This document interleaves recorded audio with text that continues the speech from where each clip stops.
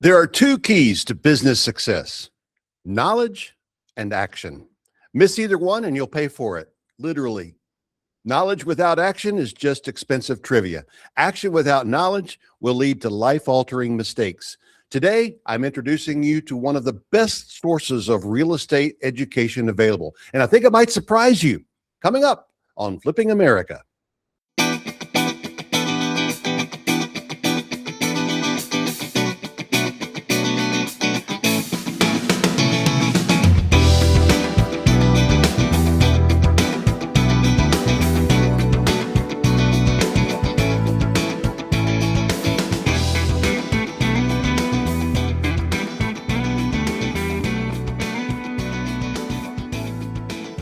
Hello, everyone, and welcome to Flipping America. I'm Roger Blankenship, your host. Although the show is called Flipping America, I don't encourage everyone to go out and drop what you're doing and start flipping houses like you see on TV. We do encourage everyone to consider real estate as a part of a balanced investment portfolio. And to that end, we bring you the best news and information, strategies, techniques, and the people you need to know in order to do well in this business. You want a free investing tip each day in your inbox? Subscribe to Real Estate Investing Quick Tips. It's a daily 2-minute tip on some aspect of real estate investing. The QR code's right there. Saturdays are longer and focused on construction. Sundays are a bit more mindset and attitude about life and business. You can subscribe for free. If you're not watching, if you're just listening, just go to flippingamerica.net/quick tips and subscribe.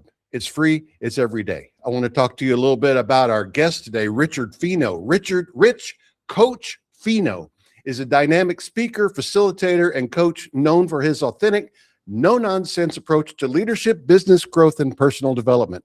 With a unique blend of experience in human resources, real estate, entrepreneurship, and athletics, Coach brings real-world insight to every session and stage.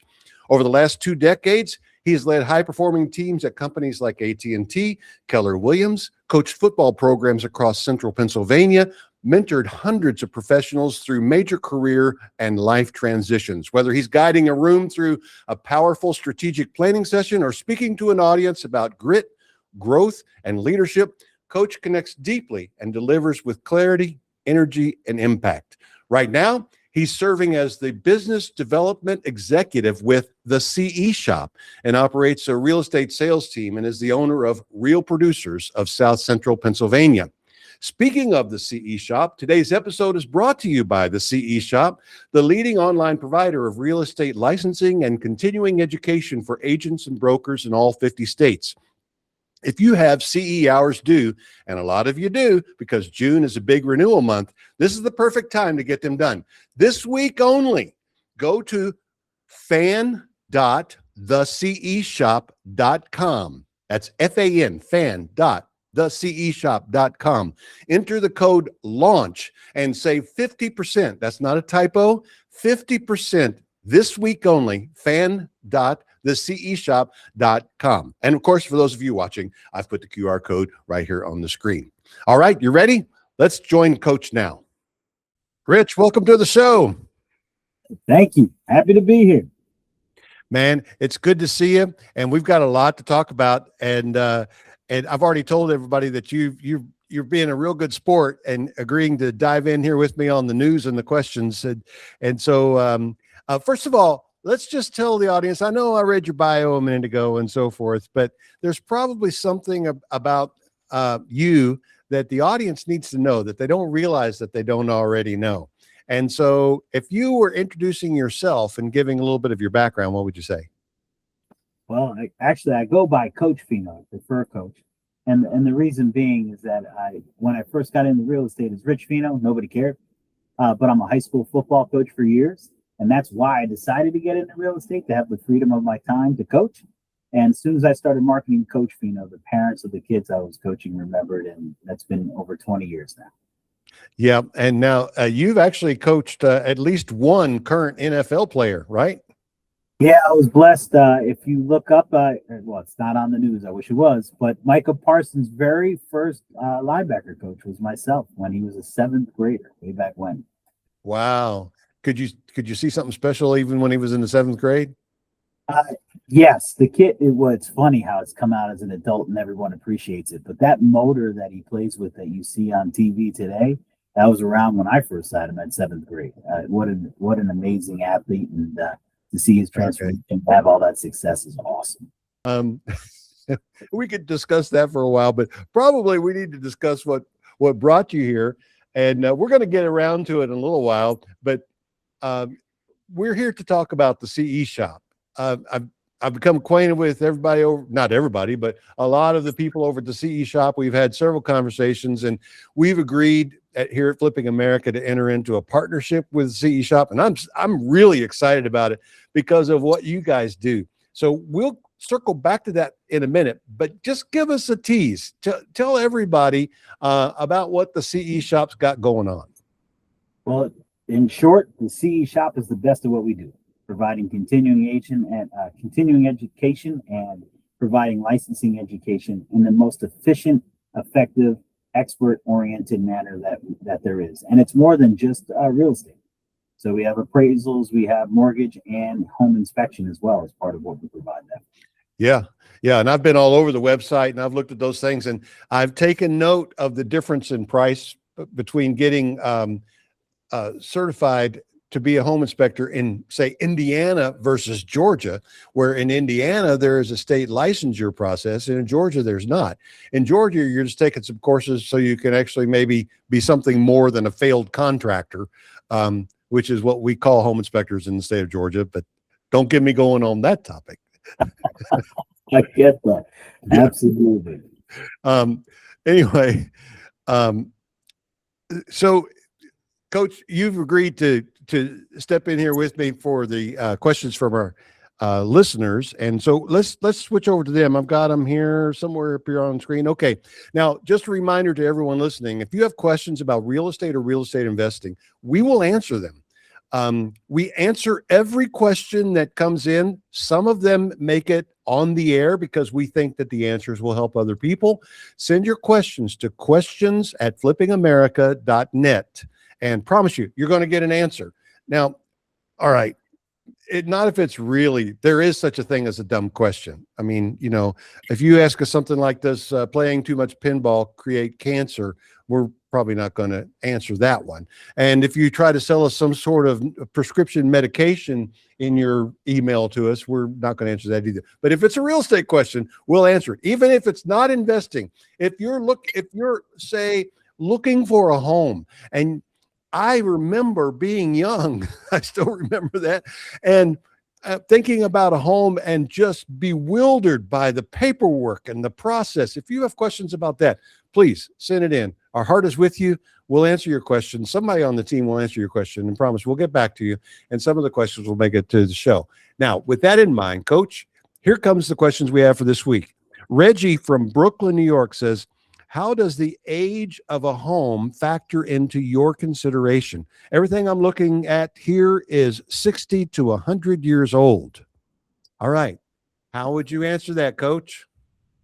That's there should be more to that. And when you look at a home, you have this foundation, you got the structure, you got all the main parts. And when was the last time they were replaced when they factored in? It's one thing to have a 60-year-old home with the original furnace. It's another to have a 60-year-old home with a furnace that's been replaced in the last 2-3 years. Yeah, very good point. We're got to be factored into that. And definitely the idea of how much it's going to cost you to replace, or the likelihood of having to replace within your first 4 or 5 years of ownership is going to factor into that number. That's how I would look at it. Yeah. Now, I'm assuming Reggie is an investor and he's looking at these things. So I've got a few things to add to Coach, and that's really a good point there. The replacement thing. I didn't even have that in my points, but I certainly agree. So this is going to sound like a cop-out, but I'm going to give some more in addition to this. Generally, Reggie, if it was built before 1978, I move on down the road. But that's because most of the houses that I bought have been in the South. Now, I have bought 100-year-old houses, including even in Atlanta, Georgia. But I've bought old houses in Evansville, Indiana, and Johnstown, Pennsylvania. And I know that it can be done. But the first one I bought in Atlanta taught me some pretty expensive lessons. And that's what I'm going to share with you now. I also know The reason for 1978 is because if you do that, you're never going to have to deal with asbestos or lead paint, because by 1978, both those things were factored out and they couldn't build a house with it. And so, you don't have that. And if you're, but I know it's not possible to buy something that new in some of the markets. It just eliminate most of the inventory. So what do? Well, you've got to inspect for those things, and you've got to build that into your due diligence. And I would say also in an older house, be sure you do the electrical. In fact, here's what I do when I'm buying these older houses, if I have an opportunity to do this. Now, I buy, like, I remember paying $7,000 for a house in Evansville, Indiana. And it was from an auction company, and you don't get the same level of access for due diligence that you normally do when you're buying an auction house. But hey, $7,000, how bad could it be? Well, that one wasn't pretty bad. It was okay. I made money on that one. The one that I paid $3,000 for in East St. Louis, I ended up donating to the fire department for them to practice because it was so bad. But as a general rule, if I'm buying a house that is that old, even if I'm buying it as is, my offer always includes a 10-day due diligence period where I can cancel the contract for any reason whatsoever.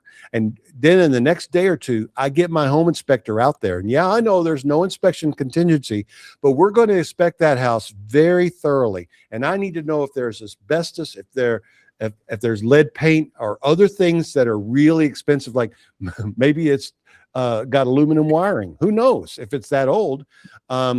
Do we have to rewire the house? And it may not be just aluminum wiring. If the house was built in the 60s, it could have lead paint, asbestos, and ungrounded circuits that want to create some problems when you go sell the house.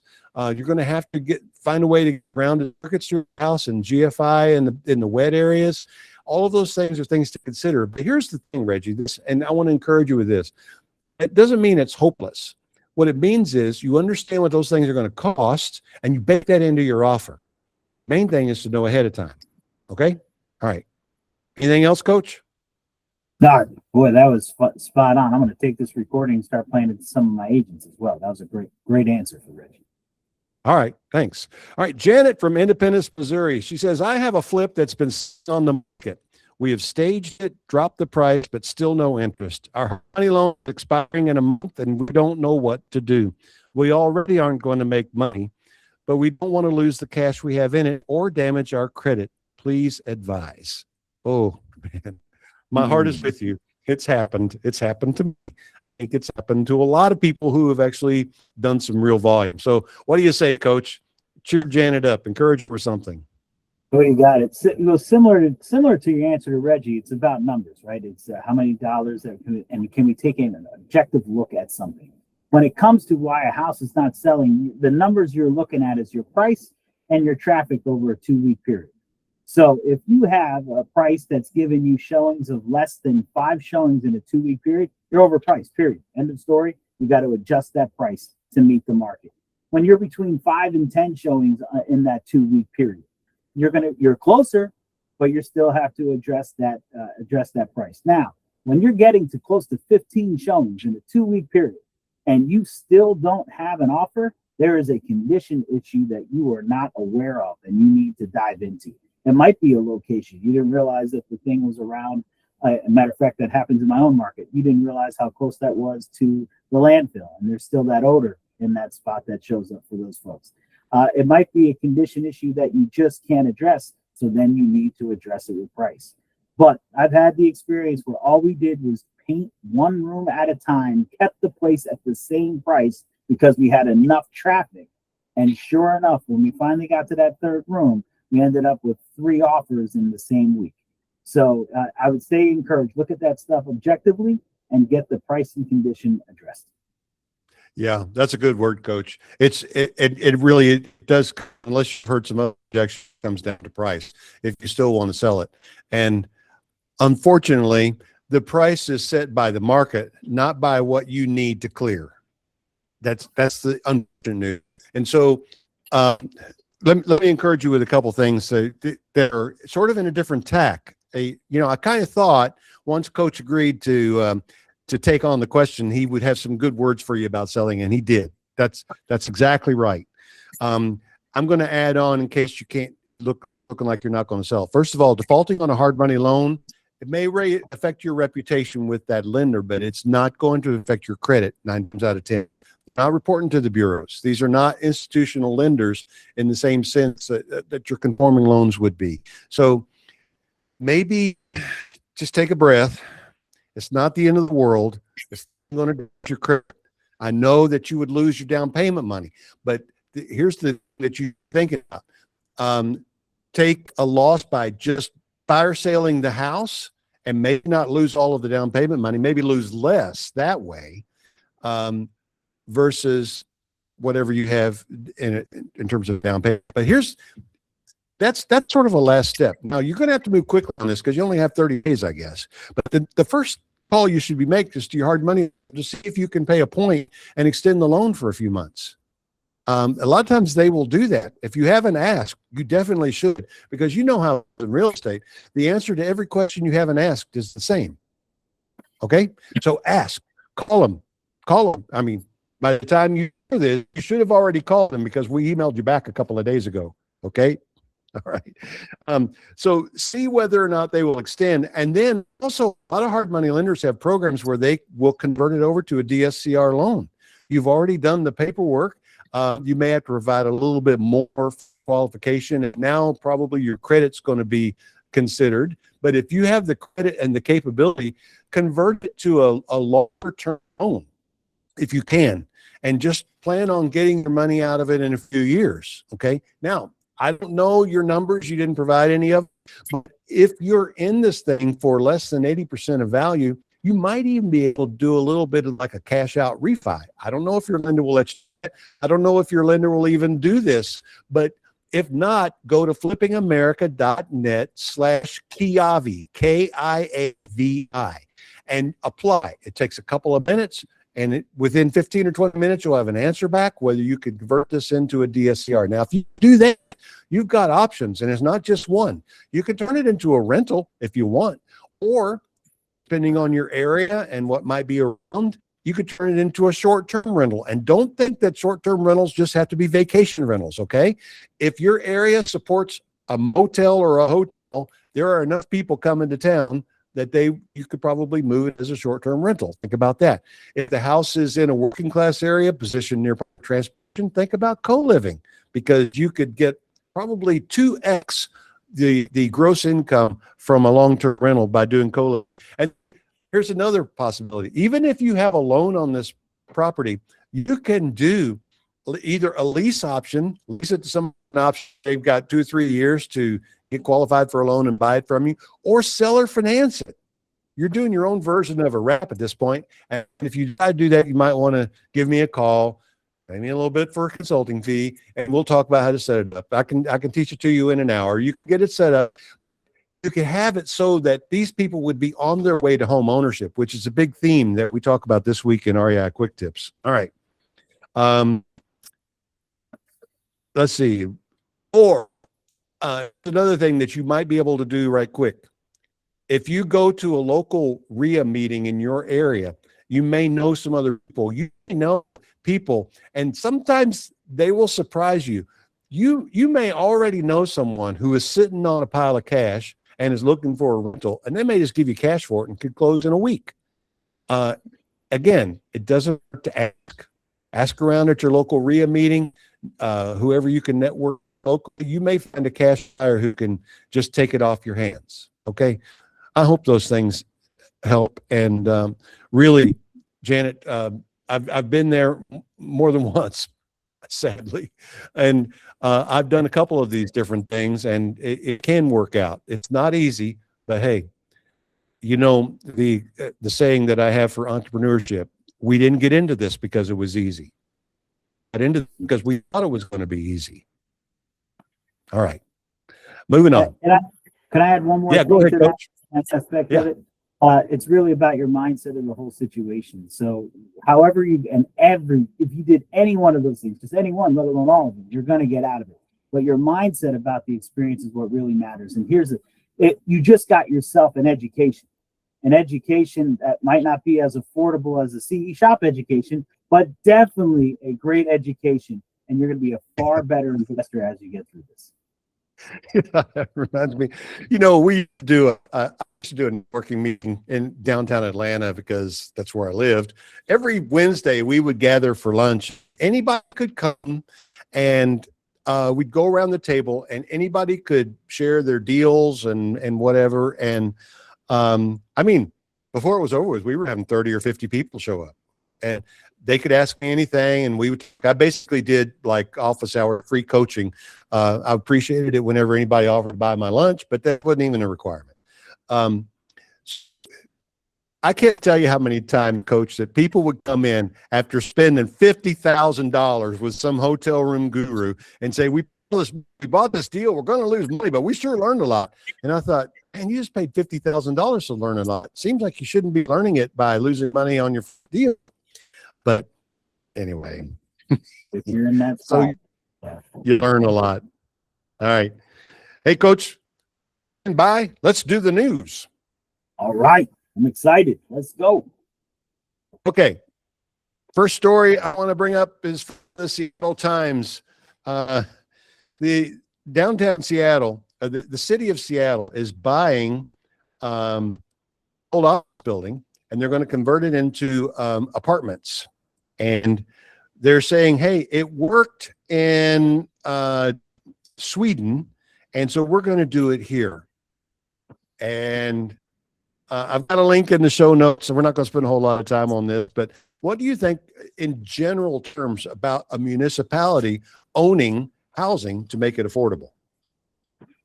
So I think in my lifetime, I've seen this attempted a number of different ways in a number of different times. And one of the biggest challenges over time, first of all, I applaud what we're trying to do. Yeah. But the reality of the fact is that it's not necessarily the acquisition cost and the rent cost. It's the ongoing maintenance cost. Nobody's controlling those prices.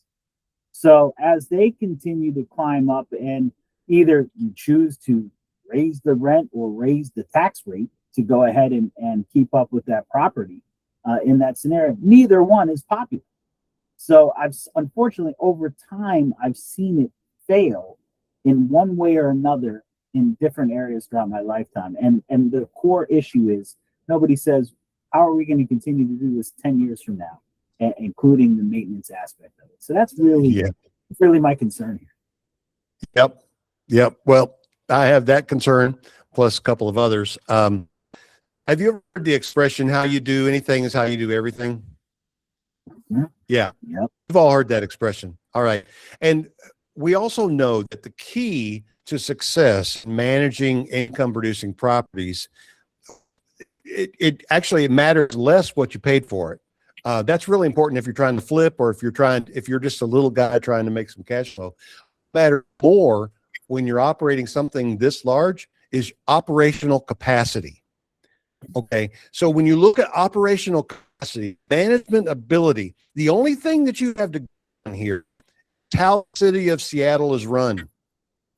Look at the rest of the city, and I rest my case. I'm not seeing a real optimistic outcome here. Even if the current city managers were great at what they're doing, and I think a lot of people would argue that they're not, that's the city of Seattle, a lot of problems that could be handled better with better management. But even if they were, what about the next set of elected officials? Are they going to be good? And that gets to what you were saying, Coach. The long-term perspective, I'm not optimistic.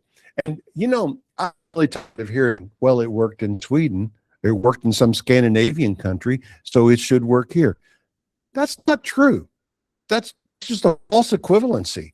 And there's no real logic behind it because the circumstances are different. For one thing, when I've spent time in Scandinavia, and there is a cultural homogeneity there that doesn't exist in the United States. You don't have large segments of the population that are used to living off of the dole of the taxpayers who are out to gain the system any way they can. That's really all I want to say about that. I don't see it working. And I would be delighted if I'm wrong and they were able to provide affordable housing.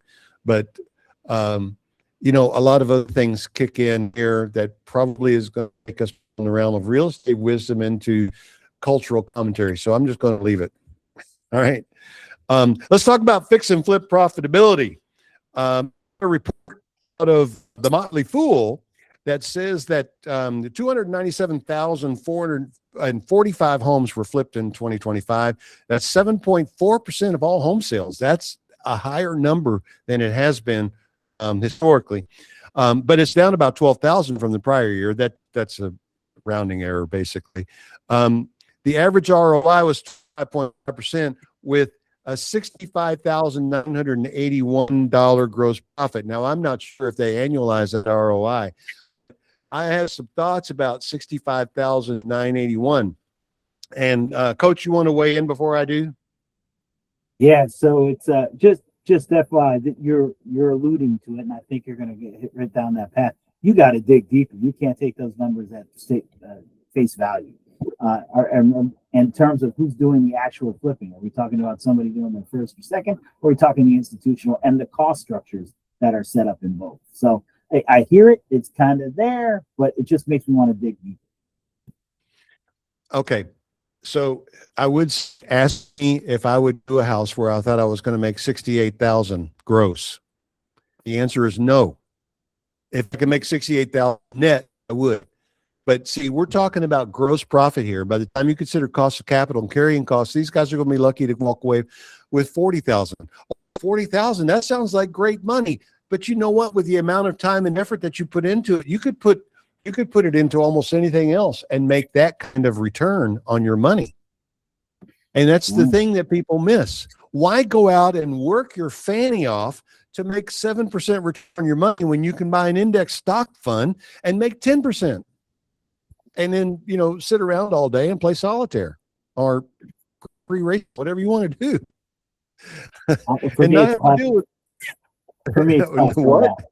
For me, it's just Clash Royale. I play Clash Royale, so I love that game. Yeah. But anyway, sorry, you out of tangent.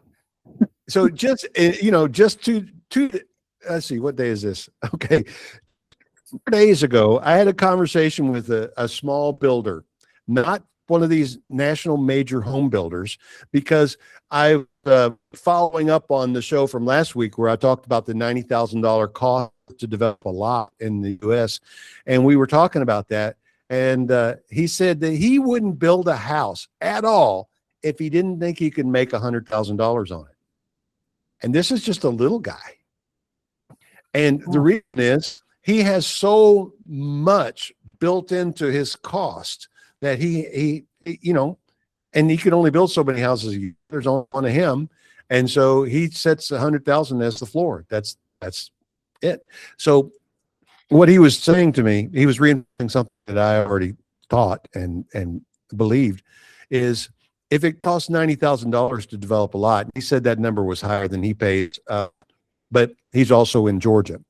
But if it costs him $60,000 or $70,000 to develop a lot, which is his cost, he's not going to build a home that he can sell for $150,000 or even $200,000. He's going to build a house on there that he can sell for $400,000. He can make his number, and that tells you why we don't have affordable starter homes. Yeah.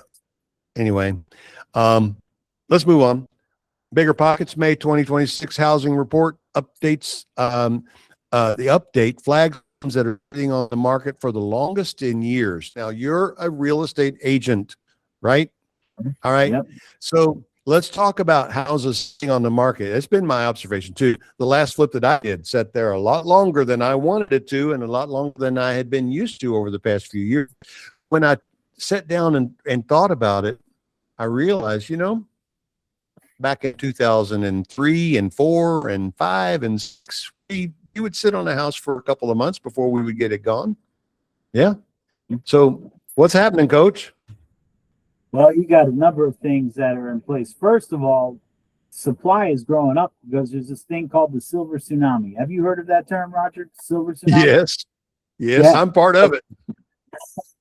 So it's real. Bottom line is it's real. The people that are baby boomers are finally, they've been talking about a silver tsunami for about 25 years. Problem is that it never showed up because we've had greater advances in healthcare. People are living younger, longer, more quality lives. Well, for that generation, it's starting to hit where people are needing to go ahead and change their housing, and that's creating a greater supply and options. Matter of fact, for your audience, I do think it's going to be the next focus, if they're not already in it, for flipping opportunities in that aspect. Many of these people just didn't keep it up to date in any way, shape, or form. That's going to be your next opportunity. But because of that supply and the fact that interest rates went up and buyers can only go so far in their pocket in the current economy, we are far more close to a balanced market than we've seen in a long time. And there's some people in the business have no idea what a balanced market looks like because they just got in 2020, 2021. So it's going to be an interesting, and I don't see it dramatically changing anytime in the near future. Okay, Coach, well, define balanced market. All right, so months on inventory is what I'm referring to on that aspect of it. So I'm sure that's a number you're familiar with, but if we didn't list any more houses, how long would it take for the current listings to sell? And it's been less than a month at one point in these past many years. Now we're getting to that 3-4 month potential market supply. Some hotter cities are still 2 point something, but it's a major change. And I expect it to be in about that 3-4 months. So what does that mean? Contingency offers are a greater option, a longer time to sell because buyers have more options. Unless there's a shakeup in interest rates again, or unless we get some certainty in the geopolitical environment, everybody's a little uncertain with the price of oil changing that every 30 seconds. It feels like that aspect of it. Unless some of that comes out, it's just going to take longer. Your folks going to have higher carrying costs that they may not have figured out prior to making that purchase and going through their plan. So it's going to be pretty significant. You just got to be savvy. Right. Now, that is a terrific segue, and I thank you for it. Coach didn't tell me he was going to do it, and he probably didn't even realize he was doing it. But today's edition of Real Estate Investing Quick Tips talked about this. In fact, the illustration for the artwork for the article is a grandfather clock with a pendulum swinging, and on the left-hand side of the screen, there are 50 people waving an offer at a house, and on the right-hand side, which is today, there is an investor standing there, tape measure on his belt. He's looking at the house with his clipboard. Back like it was in the day. And you said some of these investors don't remember a balanced market, and you said like 2020 or something like that. I would go even further. I don't think the market has been balanced since 2008 because it was dreadfully bad from 2008 to 12, and then it just swung and went right on past balance and took off like a rocket 2015 to really 2022, 23. It hasn't been balanced in a long time. And then I also mentioned in the story just came out this morning, that what appears to be balance really is just a stop motion, snapshot of the pendulum at the bottom of its swing, because it's going to keep on swinging. It's going back and forth. And probably we're going to have more, and we may get to 4 months supply before it starts swinging back. If we see in pressing whoever the powers that be to lower mortgage rates, not the prime rate, but lower mortgage rates, then we're probably going to see it heat back up again, and it'll go the other way. Just watch it. Okay. And if you would like to get REI Quick Tips, you can get it for free. It's a daily newsletter. Each day takes about 2 minutes to read, and it's flippingamerica.net/quick tips. That's all you got to do. Just go to your website, go to your browser, flippingamerica.net/quick tips, and I'm going to put a QR code on the screen right about there. Let's move on. All right. No, okay. The next thing is about the next story is about mortgage rates, and I'm skipping one, because we've got stuff in the notes, and you'll see my comments in the notes. If you go to Flipping America after this show airs, you can load the show notes and read them for yourself, and all my snarky comments are in there. But mortgage rates. Okay, so it looks like if you're waiting on rates to change or to come down, you might be waiting a minute. In my world, the investing world, it doesn't matter. I don't really care. I report on them here because it's interesting to a lot of people, but it really doesn't affect us. In your world, Coach, talk a little bit about the impact of interest rates. Well, it's almost, I hate to say it, but it's almost a misnomer because people say interest rates impact demand, people's buying decisions on whether they're going to buy a house yet or not. To some extent, that's true. Okay. But I think the major impact for us on the rising interest rates in the past few years has been on supply. People aren't giving up their 2 or 3% loan mortgage rate now to go ahead and get into another one in 5 or 6. So it ended up hurting both ends, if you will. I don't want to move, so that limits my supply.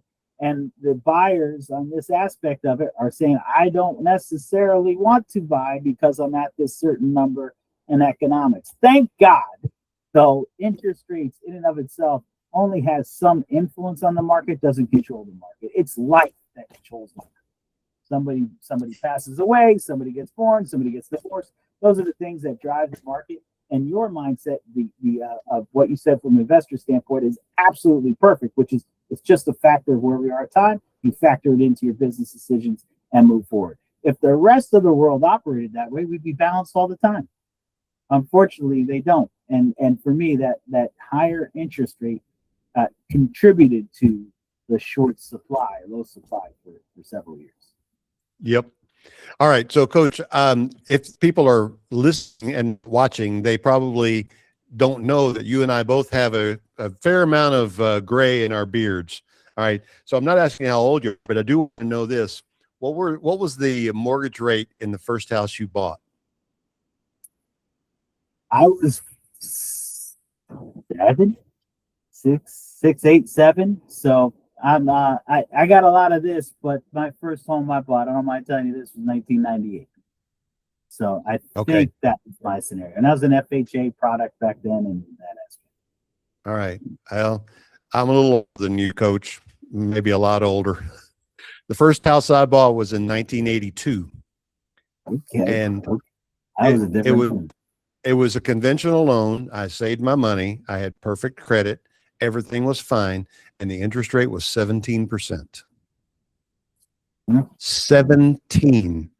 That's higher than any hard money loan. That was from a bank. Okay. So when people talk about interest rates, it's one of those things that it just is. They've been a lot worse. They've been a lot better. But, historically, the interest rates have hovered around 7 or 8%. So historically, the interest rates right now are a little low historically. And if nobody's really asking my opinion, except for a few people that write the show, but I'll give you my opinion. If they lower the interest rates again, all it's going to do is amp up the demand, and that's going to raise prices.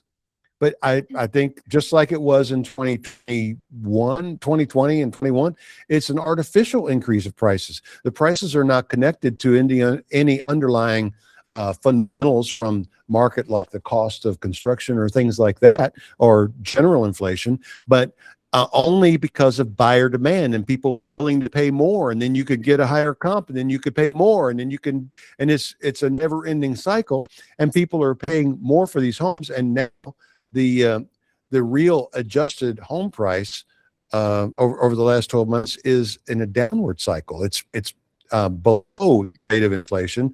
And so really that's a net loss in home value. And as painful as it is, it needs to happen. Let's get back to this balance. You're not wrong. There's another factor that plays into that. The most important thing that the day-to-day American worries about is their monthly payment period. And what I'm seeing especially in the localities and the county levels, increasing tax rates as well, which also tends to potentially only stretch their monthly payment availability so far. So interest rates are a huge part. Don't get me wrong. And in different areas where they do have the property taxes based on school, local, county, etc., it's that way here in Pennsylvania. That has an impact as well. And if we can get people to figure out both, get the right balance to get us to where the monthly payment, given the lack of income surge, for the vast majority of folks. That would be a nice payoff to get us there. All right, Coach, we're going to take a break. When we come back, we're going to talk about the CE shop. We'll be right back.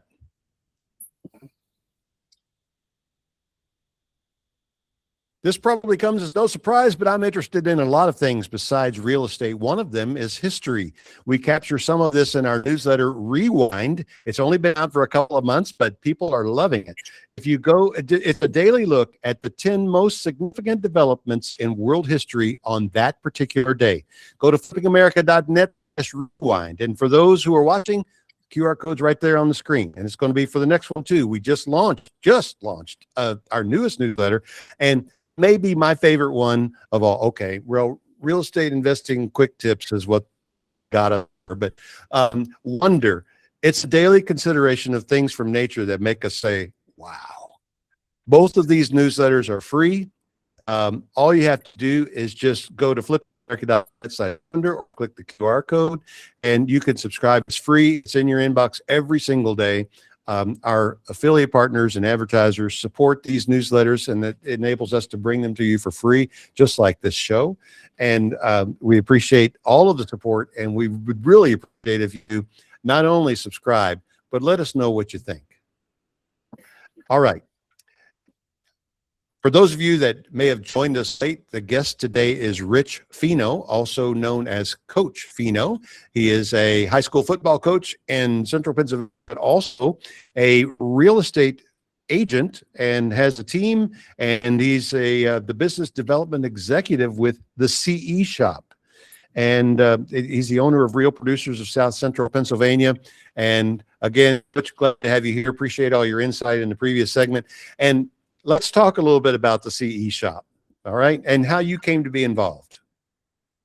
So, as my first exposure then was just as an agent, and the CE Shop was able to deliver fast and efficient continuing education when we needed it. And the vast majority of my peers, we would do it maybe the day or two before it was actually due. I've since grown and so many stories from friends about that. Got it. But I've since grown in wisdom and matured about that. And you have to take, the reality fact is I'm going to take it and I'm far more strategic about it. And the CE Shop happens to hit that as well. So not only was it quick for me to go ahead and meet the state requirement, but now the variety of topics, the quality of topics and expertise that they have has really allowed me to be strategic about what I want to choose and how I improve upon. And I'm a far better professional than I ever was when I started having that mindset. And I'm pleased to say the CE Shop is just as fast and efficient in getting it that way. Okay. I'm going to put you on the spot here a little bit, Coach. What are 2 or 3 of the most interesting continuing education courses you've taken through the eShop? So, agency. If you're somebody dealing in the realty world, and do buyer agents, do sellers have to offer commission? Do they not have to offer commission? It all boils down to agency. Since that settlement, they've updated that class. That was one of the best ones I've taken in a long time. It was outstanding. We had another piece that talks about the finance and mortgage. You know, I thought you're conventional, you're FHA, you're VA. That was the 3 major things. Do you know how many bleeping different loan types there are? And I'm not even talking about your hard money options from an investor standpoint. We got a loan type for almost every buyer situation there. And the CE Shop's course on that was outstanding for me as well. Helped me open my eyes. And you know what I got better at? I got better at the questions I asked the professional partners I use. And that was really the bigger aspect. I don't have to be a mortgage expert, but if I had better questions to ask my mortgage expert, I've gotten more out of them for my clients. That was the course that came from the CE Shop that's in my head. Yeah. I imagine you're able to help your clients have more options as far as getting the money to buy the house, right? Yeah, that's pretty good. I know a few more loans than the ones you mentioned, but I don't know if I know a plethora of them. So I did a lot. I sold a little property in rural areas, and so I've done a lot of USDA loans. And the first time I encountered that, I thought, USDA, isn't that the group that approves the meat? What are they doing with loans? Exactly. All right. Absolutely. So, I want to take one other angle too on this for you for the CE okay. shop. You're seeing this happen all over the real estate industry. I just saw that Home Services of America bought a home building company. A lot of vertical integrations going in. And the CE shop has the mortgage licensing, has the inspection licensing as well. And I'd encourage you. I ran a flipping organization for a period of time, and the amount of times that we kicked ourselves in the foot when the inspector came back with this. Well, what if we just had a licensed inspector on our setup and they become part of our acquisition process? And now we're able to talk apples to apples when the buyer brings their own inspector towards the end of the scenario. So vertical integration through education, to me, is probably one of the most savvy and smart things people can do if this is your lifestyle and your way of living. That's fascinating. I had not thought of that angle. But, the CE shop has a lot of things that I have thought about. So, all right, that's good. In fact, I'm sitting here a little bit overwhelmed with the thought of that, and I forgot what my next question was, and I didn't write it down. I had a good flow. I was thinking about it. So who teaches these courses on the CE shop? They have a panel of experts that go ahead and put it in, and they're not shy about finding another expert. Matter of fact, I was just part of another crew where we employed an expert to bring us commercial inspection licenses. And to see the culture of, there's a fine balance in the CE shop of humility and expertise. Humility meaning that we know there's always something more we can bring to our folks, and expertise that we know that what we have is by far the best that we can put out there because of our humility. All right. So we might do the course with you. Pardon me? We might do a course around you, getting your expertise and adding on to a course topic. We're humble. There's things that you said today, buddy, that I never heard of. And I'll be happy to go back to the CE shop and say, hey, there's some things here that we might have to build or update some of our courses. And they're so humble to hear it. Yeah. Well, it would be an honor, but certainly not why I brought you here today.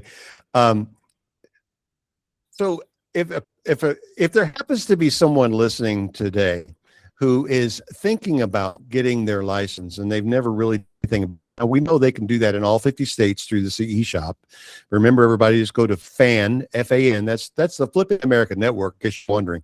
fan.theceshop.com.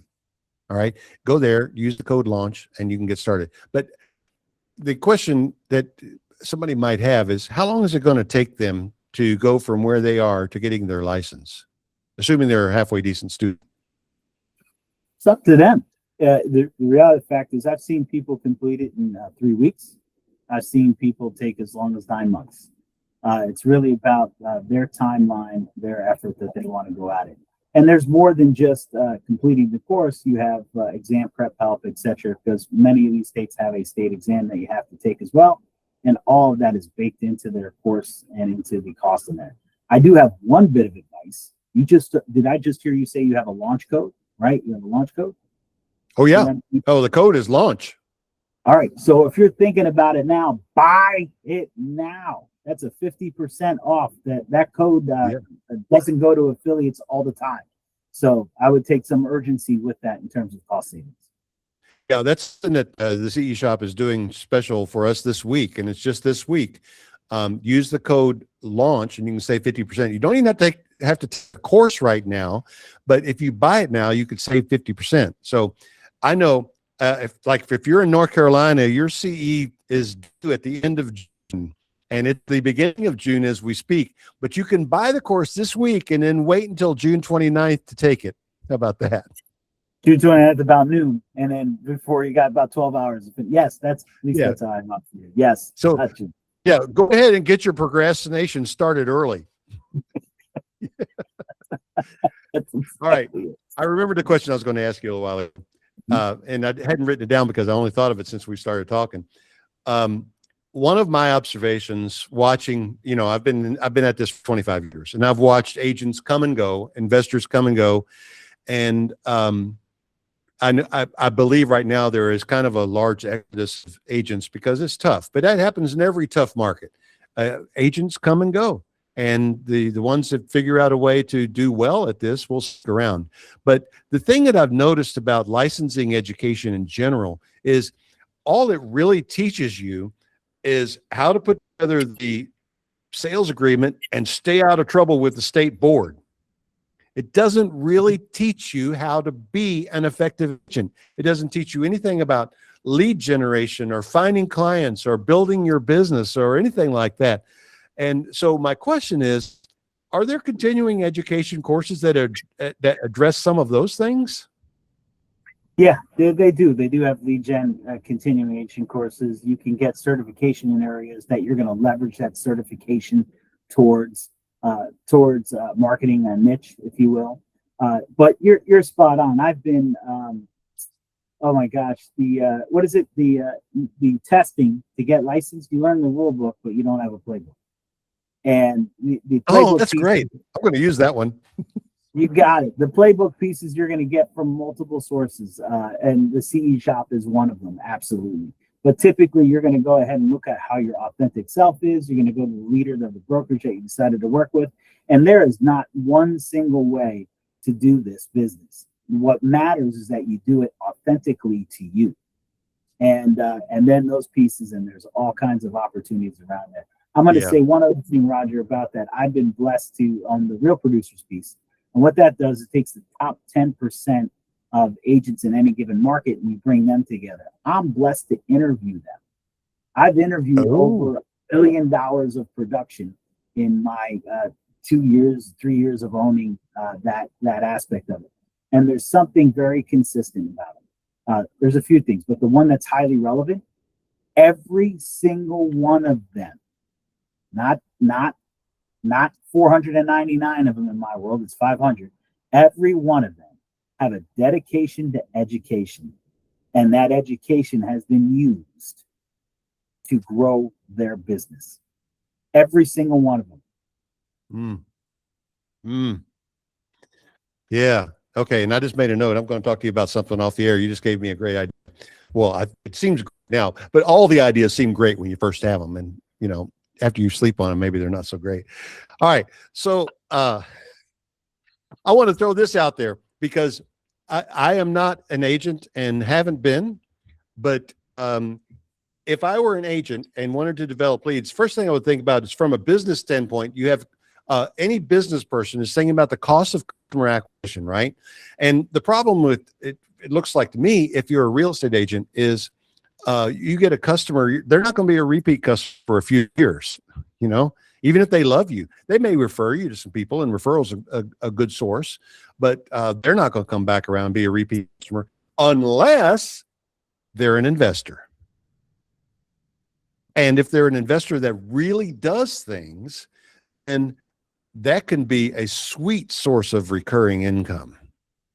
And so I think if I were to go get a license today, the first thing I would do after I get my business cards printed up and get all situated with a broker is I would go to the local RIA meeting.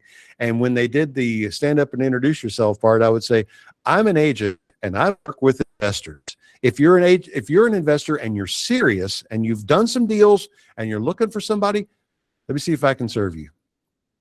And then the next thing I would do is I would take my stack of cards out to every county in the metro area on the day they're holding the foreclosure auction.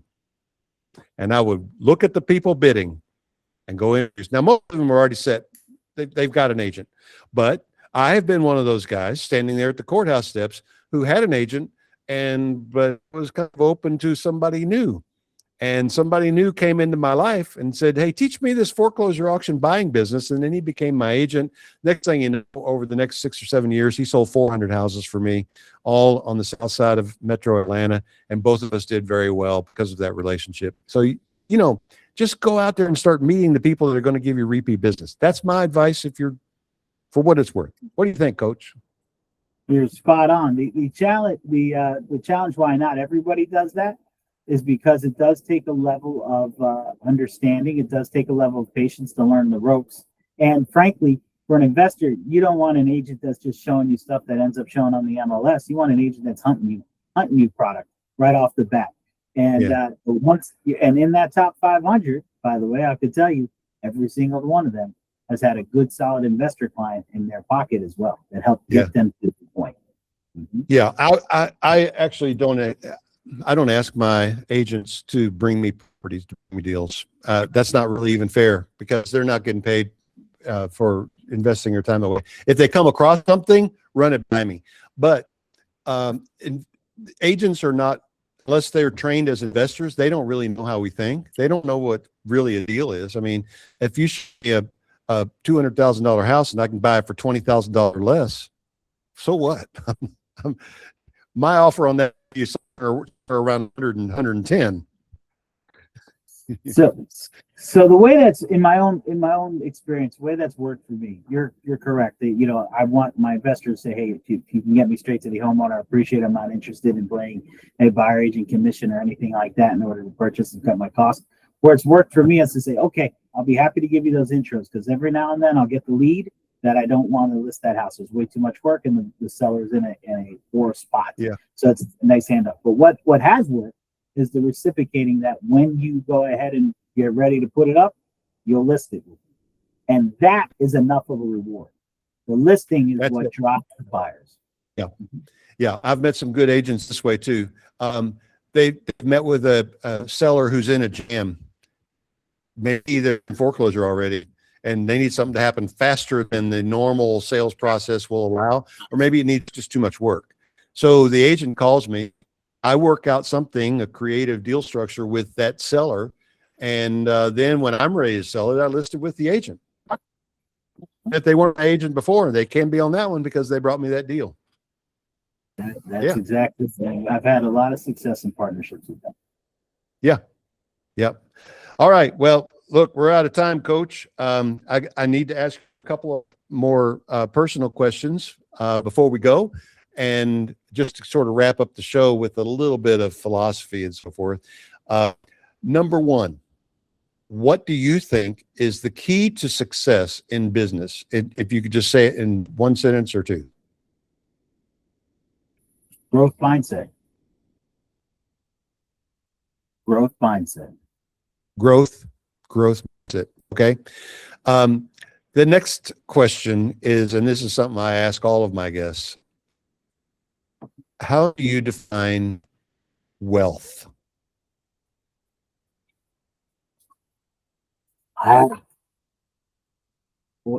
Contentment. Am I content? Contentment. Am I content? Am I content with the wealth that I've had? Because I've seen people have a horrible life and they've made 80, 90 millions over and over again, but they just were never content with what they had. Contentment's made up of two things: the resources I'm able to generate and the time I'm able to exercise how I wish. Okay. All right. That's good. He's Rich Fino, aka Coach. I'm Roger. Thank you for joining us today on the Flipping Show. Until next time, remember, keep your eyes open. Opportunities are everywhere.